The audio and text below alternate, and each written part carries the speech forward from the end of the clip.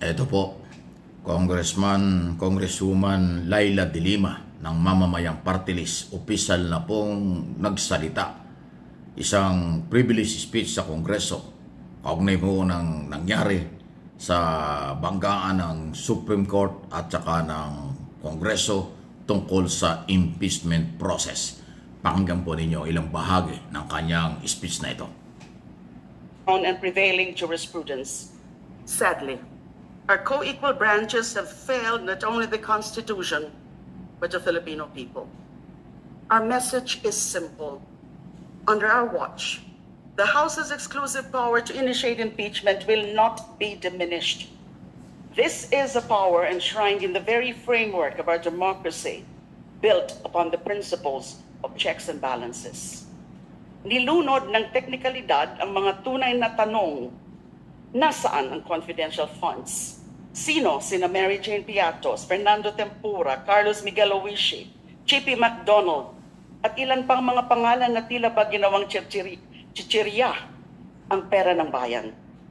Bakit may halos 2 bilyon na umikot na pera sa joint bank accounts ni na Vice President Sara Duterte at ng kanyang ama na si Rodrigo Duterte? Wow. Sa gitna ng krisis sa edukasyon, bakit may akusasyon na nilalaro pa ang procurement ng Department of Education at ang kinabukasan ng ating mga kabataan? Tama ba ang pagbabantang ipapatay ang ating Pangulo, ang First Lady, at ang ating mismong Speaker of the House? Dear colleagues, this issue is caught beyond partisan lines or personal ambition. They strike at the very heart of the principle that public office is a public trust. All public officials must be accountable to the people. When the House filed the impeachment complaint, it did so out of duty. It was not a power play, as some claim, but an exercise of its mandate to seek the truth and demand answers the Vice President never gave. Hanggang ngayon, walang sagot sa mga isyong ito. Yet in return, the House has been met with insults and accusations and a narrative reducing the solemn constitutional duty to mere politics. Today, I rise to set the record straight and call out these falsehoods. Nagkamali? Ilaw na sinaing daw na minadali ang pagkaluto? With due respect, this is patently false, or the soundbite that it is. This House followed every constitutional requirement, guided by Supreme Court precedents in Francisco versus House and Gutierrez versus House in crafting and timing this impeachment. Una, sinunod natin ang 1-year bar rule sa pag-file ng impeachment complaint.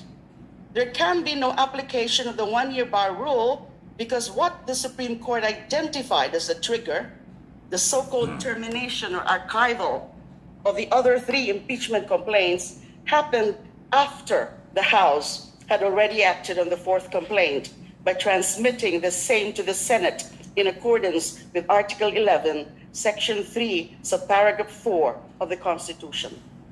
Ito ang pinaka-technical sa desisyon ng Korte Suprema.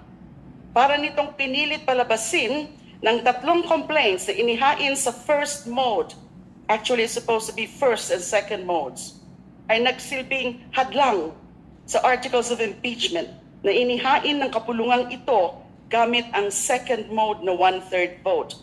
Actually, is supposed to be third mode, but to be consistent with the Supreme Court ruling and also the motion for reconsideration of the Sol Gen or the Office of the Solicitor General, I shall also refer to it as the second mode. Pero ang hilaw dito ay hindi ang articles of impeachment, kundi ang paliwanag ng Korte Suprema. Sabi nga ng Sol Gen sa ating motion for reconsideration, ang articles of impeachment na inihain ng House gamit ang second mode o sa katunayan third mode, ang siyang humadlang sa 3 iba pang complaint. Binaliktad ng Korte Suprema ang totoong nangyari. Mr. Speaker, I respectfully but firmly submit the 1-year bar rule has been abused and twisted in this instance to frustrate accountability for the highest officials of the land. The rule should be read and interpreted strictly in favor of accountability. It cannot be weaponized to make impeachment even harder. Napakahirap na nga ng proseso, lalo pang pinahirapan. Impeachable officials already stand as a class of their own, over and above all other government officials. Sobra na yata kung bibigyan pa ng special protection sa impeachment ang mga special officials na ito. Ano ang special treatment na binigay kay VP Sara Duterte? Gumawa sila ng mga bagong rules sa kalagitnaan ng laro para pigilan ang trial. May paghingi pa ng certification ng Senado na walang violation ang House sa one-year bar rule. May dagdag pa mula sa Korte Suprema na dapat may hearing pa rin sa second mode ng impeachment. Kumbaga sa basketball, panayang tawag ng foul sa atin ng referee kahit wala namang physical contact. Kada free throw natin, palayo ng palayo ang free throw line at pahirap ng pahirap makashoot. Parang ang lakas ng kalaban sa mga referee sa larong ito. Hindi yata bilog ang bola. Masama bang itanong pagkatapos nating lumaro ng patas kung natalo ba talaga tayo o nadaya tayo? Pangalawa, malinaw na nagkamali po ang Korte Suprema, with all due respect to them, nang sabihin na hindi pinagbotohan sa plenary ang transmittal ng impeachment complaint. A plenary session was actually conducted where members of the House voted to immediately endorse the fourth impeachment complaint and transmit it to the Senate. Mismo House Journal ang nagpatunay dito at hindi lamang isang news report na tanging pinagbatayan ng Supreme Court. Simple lang po ang tinuro sa atin sa law school, sa rules of evidence, mas matimbang official government records kaysa sa news report. Correct. Ang una ay tinuturing na authentic at primary documentary evidence. Ang pangalawa ay secondary source. So kung may conflict, yung primary document ang susundin natin. Let me stress the consequence. The highest court of the land, without even allowing the House to fully present its case through oral arguments and perhaps submission of memoranda, anchored a unanimous decision on second-hand views while brushing aside the official journal of a co-equal branch. Had the honorable justices bothered to take a look at the House Journal of February 5, 2025, which apparently it has not done, which it has done so on other occasions of transcendental importance, they would have seen that the House voted to transmit the articles of impeachment with overwhelming support, 215 votes, and that the earlier complaints were archived only as a formality after the fourth complaint has already been elevated. Yet the court's ruling, citing a mere news report, painted a false picture that the House rushed a new complaint despite pending ones, a narrative that flatly contradicts reality.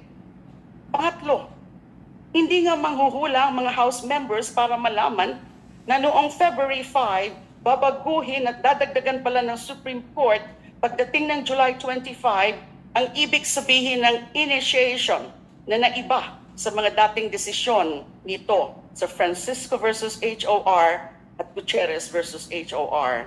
Hindi natin kayang mag-time travel para sabihin sa mga congressmen noong February 5 na kailangan nilang sundin ang mga magiging bagong interpretasyon ng Supreme Court sa salitang initiation halos kalahating taon bago pa man ito maimbento at maisulat noong July 25.